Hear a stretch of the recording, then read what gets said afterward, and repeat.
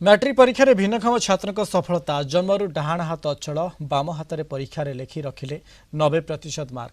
काकटपुर शिक्षा मंडल अधीन जन्म धर्म उच्च विद्यालय छात्र प्रियांशु प्रियदर्शी नायक डाहाण हाथ जन्मरू पोलियो आक्रांत।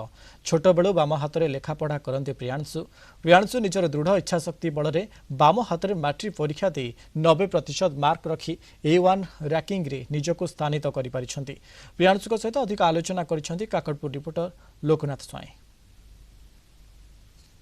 काकटपुर एवं अस्तरंग अंचल अनेक स्कूल रे कृतित्व लाभ करछन्ते विभिन्न छात्र छात्री, किंतु आमे आज एभली जने छात्रों पाखे पहुंचीचु जे कि काकटपुर ब्लॉक रो गोटे भिन्नक्षम छात्र हेई मध्य से आज सफलतार शीर्ष रे पहुंचीछन्ती। जे आपण मानक सीधा सड़क चित्र देखैबु एठी जे बसचन्ती प्रियांशु नायक, जे कि जन्मरू तांकर डाहाण हाथ पोलियो रोग रे आक्रांत हेबा परे से बाम हाथ रे लिखिबा आरंभ करथिले। ए जो सफलता